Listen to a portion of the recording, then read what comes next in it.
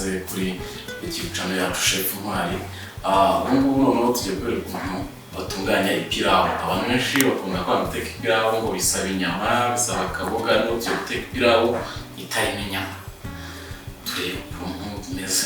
So mumurikire mbereke rwose cyo gukoresha harimo inyanya ko muri kubibona, ibitunguru, poivro, tungurusumu na tangawizi. Nubwo nakoze gutoya ko nge tangawizi nayikunda cyane. Ibyo ni byo bisanzwe binateye turakoresha. Ikindi ni curry powder, turmeric, black pepper, paprika, na pilau masala hamwe na soya sauce. So ibi nibyo bikoresho tugiye kwifashisha kugira ngo duteke ipirawu yacu.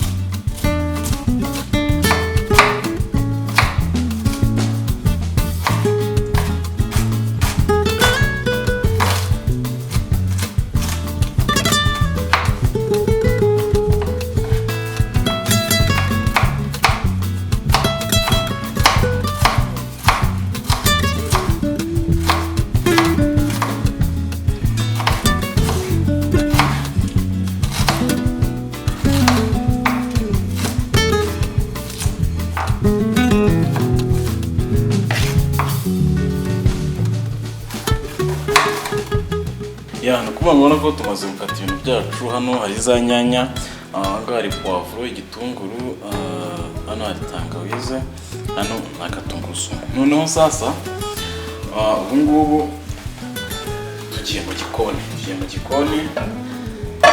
Tumaze gushyiraho utuvuta. Noneho ubona ko tuba twashyizeho amavuta, dore ingano yayo. Amavuta asa nk'aho ari menshi mu kuntu. Yamara gucamuka gutya ugatangira. Ikintu cya mbere ugomba guhita ugabanya umuriro. Ikintu cya kabiri rero ugahita ufata bya bitunguru byacu byose na poivro.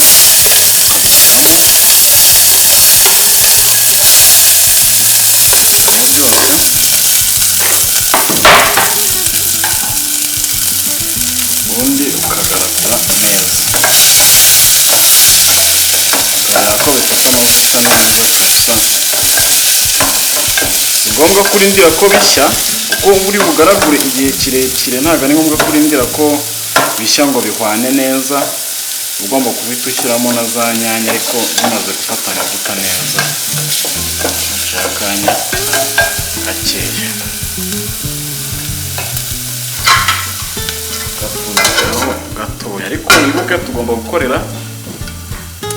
tugomba gukorera ku muriro mukeya. Hano hasi tugomba gukorera ku muriro mukeya kugira ngo bitaza gushirira, bitaza gufata hasi nyine bikaba byashirira.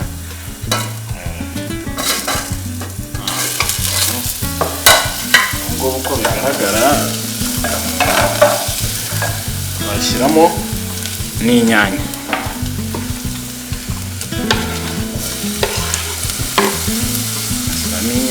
Yewe ubura kenshi iyo nshyizemo inyanya na tungurusumu na tangawizi nshyiramo rimwe.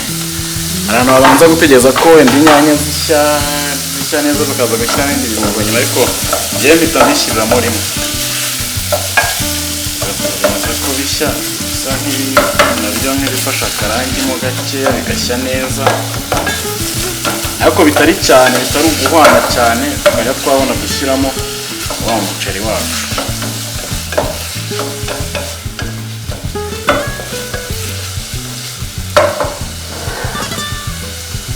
Pfundikiyeho gakeya.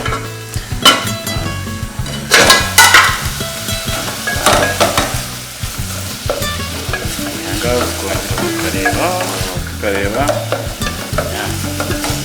n'akangaha byari bigiye gusa nk'ibijya gushya, ariko hagati na hagati. Ubu ngubu dushobora kuba twashyiramo umuceri wacu. Nabwo ko nanatetse agaceri gakeya,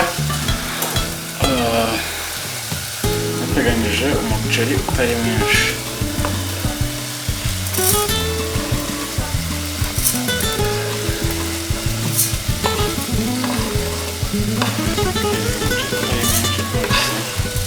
impamvu ugenda kubirunga nabonye ko wakurunege ariko ubwo nyine nashatse gukoresha ibikoresho biboneka hafi, ubonye na za seleri, za puwaro, izo wazikoresha. Ahangaha bitwereka ko burya guteka ipirawu bitanagoranye, ari ibintu bigoranye rwose. Gutya nakubwira ko ipirawu yanjye iri hafi gushya rwose. Nuko bisaba utuvutamo dukeya, nyine kugira ngo udafata hasi. Sinzi namwe kubibona. Hano ahangaha icyo kigezweho tuba tugiye gutangira noneho gukoresha kubirunga, gushyiramo bya birungo bitari natirere. Ikintu cya mbere rero duheraho, nje mpera kuri ka paprika, atari kenshi uragereranya, nakurikizaho ka black pepper nako nk'ikiyiko kimwe gitoya.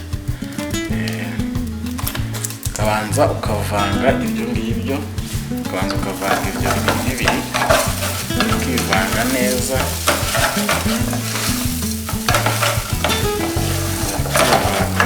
rwose. Twongere tugabanyeho umuriro. Tugiye dushyiramo paprika, nako ugashyiramo nk'agace k'akayiko. Tugahita dushyiramo iriya curry powder,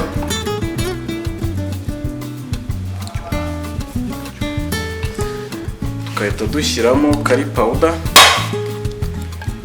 Curry powder ni ingenzi cyane mu muceri rwose, ugomba kubonekamo ariko itari nyinshi. Ibingibi nabyo nababwiye yuko tuba tugomba kugenda tuvanga ibirungo nka bibiri, ko burya ipirawu yo rwose, ni ibirungo, rwose. Tuzongera tuvanga ibirungo bibiri, ngibi byavaho. Bona nabyo bimaze gufata irangi kandi byite gutyo, dushyiramo motarde rwose iryoshya umuceri, nayo nk'ikiyiko kimwe kiba gihagije. Rero ukabivanga neza, ntabwo ko ugomba gukora ku kariro gake hamwe utumva n'urusaku rw'amavuta rwose. Ugomba gukora ku kariro gake cyane hamwe utumva n'urusaku rw'amavuta.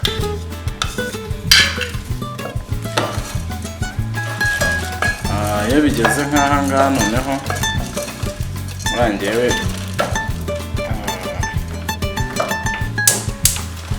wongera ukazamura umuriro wawe, neza.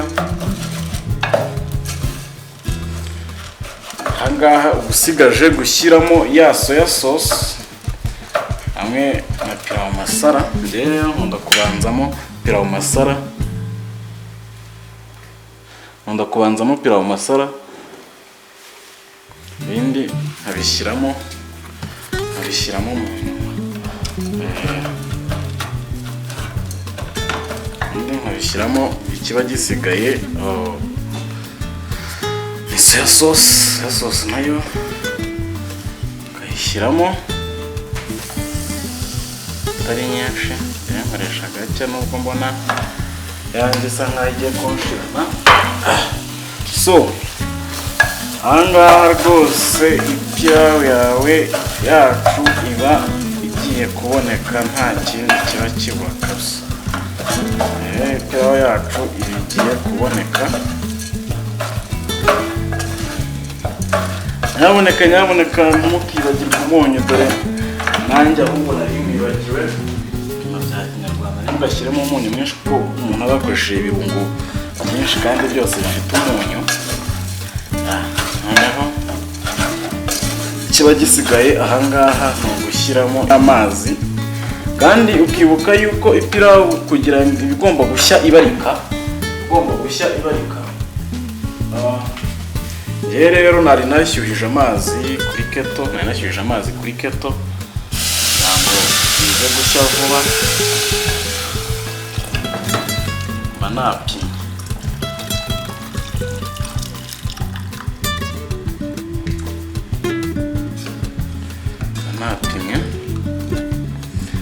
Ubundi ukanza ugashyira ku muriro mwinshi ukaza kubicunga ukawugabanya. So utegereze mu minota mike ipirawu yacu iba ihiye. Noneho ipirawu yacu yahiye gusa kakafungure. Urabona ukuntu isa neza kabisa. Urabona ko utuntu tuba turi ku murongo. Noneho tugiye kuyarura twumve ukuntu icyanga cyayo ukuntu imeze. Urabona ko rwose urabona ko pilawu yacu yahiye kabisa. Agapirawu kacu kameze neza cyane. Nk'abashefu rero katwanje testinge twumve umusaruro ibyo twakoze. Gahumura gate babahenze ntazi. Cyane bafite abana bane wabirima.